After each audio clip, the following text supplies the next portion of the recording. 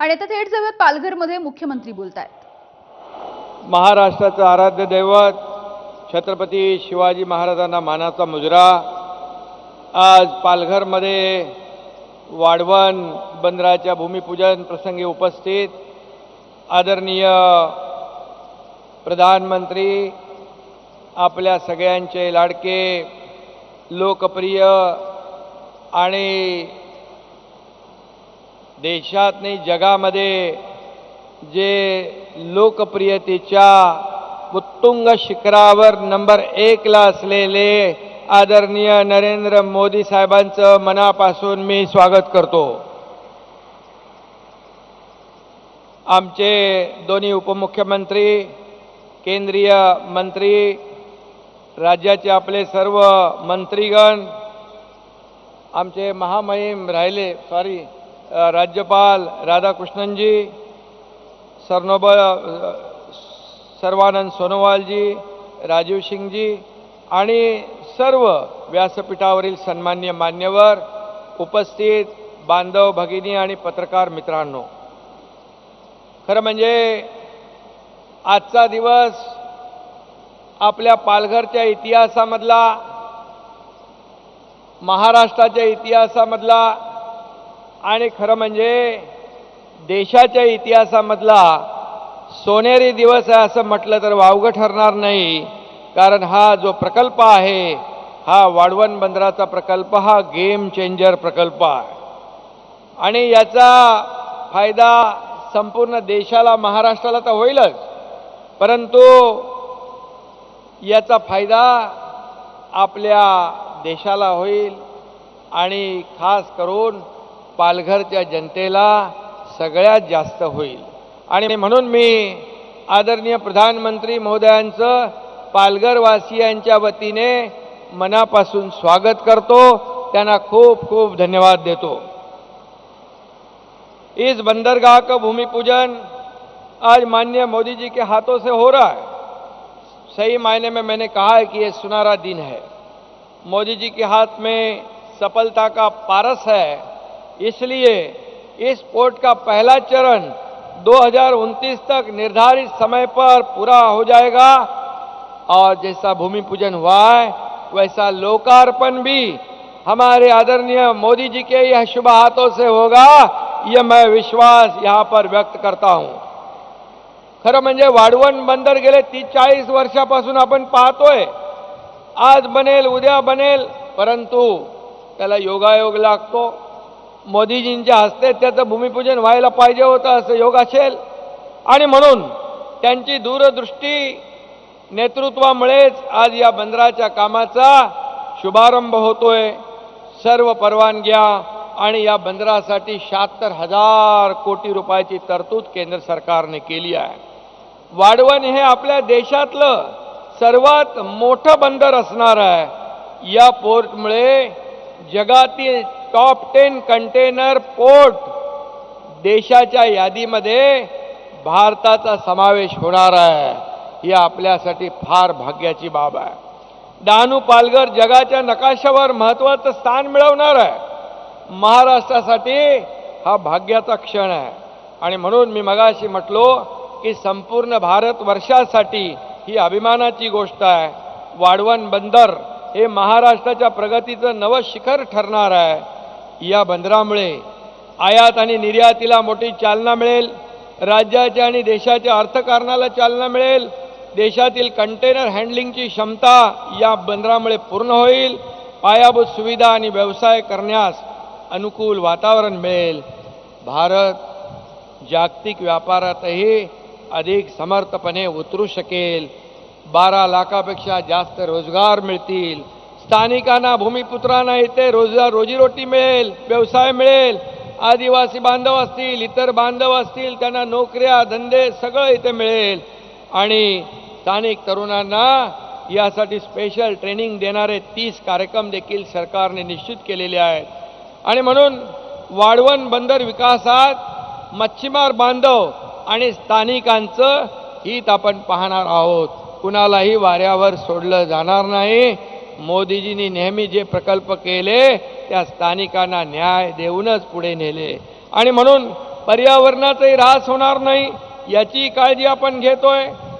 छत्रपती शिवाजी महाराजांनी 350 वर्षापूर्वी सागरी मार्गाचं महत्त्व ओळखलं आणि सुसज्ज आणि सशक्त आरमार उभारलं.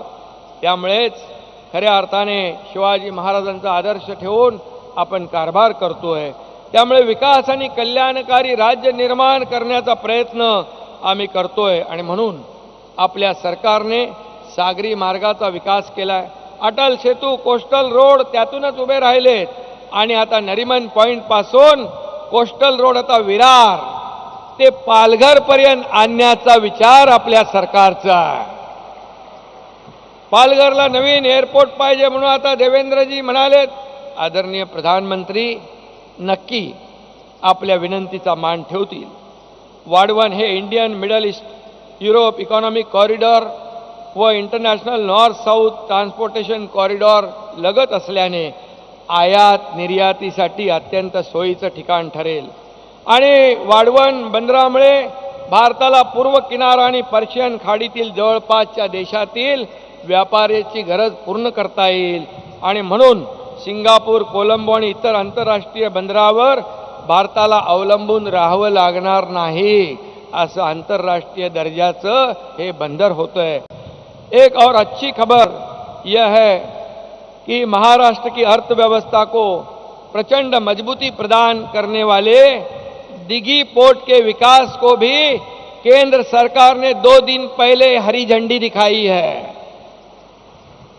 नेशनल इंडस्ट्रियल कॉरिडोर डेवलपमेंट कार्यक्रम के तहत देश भर में 12 औद्योगिक स्मार्ट सिटी डेवलप की जा रही है. उसमें हमारे महाराष्ट्र के दिघी पोर्ट का भी समावेश है और इसलिए दिघी पोर्ट के बगल में ये देश का दूसरा सबसे बड़ा औद्योगिक पार्क होगा और इसलिए मैं आदरणीय प्रधानमंत्री जी को बहुत बहुत धन्यवाद देना चाहता हूं कि उन्होंने दिघी के लिए भी मान्यता दी. आणि खरं म्हणजे इथं 1000 कोटी डॉलरची गुंतवणूक होईल, रोजगार निर्माण होईल आणि मी आपल्याला एवढंच सांगतो, हमारे आदरणीय प्रधानमंत्री मोदी जी ने मुंबई को वैश्विक फिनटेक हब के रूप में बदलने की घोषणा भी की है. फिनटेक तकनीक 2030 तक भारत को 7 ट्रिलियन अमेरिकी डॉलर की अर्थव्यवस्था बनाने में योगदान दे सकती है, जिससे महाराष्ट्र का एक बड़ा योगदान हो सकता है. आदरणीय प्रधानमंत्री जी मोदी जी ने हम भी आश्वस्त करना चाहते हैं कि महाराष्ट्र 2026 तक भारत के 5 ट्रिलियन डॉलर की अर्थव्यवस्था के लक्ष्य को साकार करने में प्रमुख भूमिका निभाएगा. ये हमारा वादा है. एमएमआर क्षेत्र 2047 में विकसित भारत की अर्थव्यवस्था के लिए एक पावर हाउस होगा, ऐसे भी हमारे आदरणीय मोदी जी ने कहा है. नीति आयोग द्वारा किए गए अध्ययन में मुंबई महानगर के साथ साथ पालघर, रायगढ़, ठाणे जिले सहित पूरे क्षेत्र में समग्र विकास को ध्यान में रखा गया है. अकेले एमएमआर क्षेत्र में ही 1 ट्रिलियन अर्थव्यवस्था की क्षमता है. वर्तमान में एमएमआर क्षेत्र की जीडीपी 12 लाख करोड़ अर्थात 140 बिलियन डॉलर है. 2030 तक इस जीडीपी को 26 लाख करोड़ 300 बिलियन डॉलर तक करने का लक्ष्य रखा है. इसके लिए इसमें इस वाड़वन बंदर और दिघी पोर्ट अहम भूमिका निभाएंगे, ये मैं आपको बताना चाहता हूं. मोदी जी की वजह से इस देश की अर्थनीति बदल गई, विकास की नीति अमल में आई, विदेशी निवेश को बढ़ावा मिला और अब देश आर्थिक महाशक्ति बनने के दिशा में अग्रसर हो रहा है. मोदी साहब के कारण दुनिया में भारत का दबदबा बढ़ा, भारत का नाम ऊंचा हो गया और आज देश आर्थिक, सामाजिक, सांस्कृतिक और राजनीतिक रूप में दुनिया के मानचित्र पर झलक रहा है. उसके पीछे मोदी जी का सक्षम नेतृत्व, उनकी कड़ी मेहनत और परिश्रम है. मोदी जी के कुशल नेतृत्व में देश की प्रगति की गति इसी तरह बढ़ती रहेगी और 2047 तक विकसित भारत विश्व में महाशक्ति के रूप में स्थापित होगा, ऐसा विश्वास यह व्यक्त करता हूं. मोदी जी का एक बार फिर मैं हार्दिक आभार व्यक्त करता हूं. उनको धन्यवाद देता हूं. शेवटी जाता जाता एकच सांगतो, शिवरायांच्या आदर्शावर चालतो आमचा कारभार. खंबीर साथ देते केंद्रातील मोदी सरकार. धन्यवाद. जय हिंद, जय महाराष्ट्र. धन्यवाद माननीय मुख्यमंत्री महोदय. देवी और सज्जनों, 74,220 करोड़ रुपए मूल्य के वाढवण बंदरगाह का शिलान्यास 757 करोड़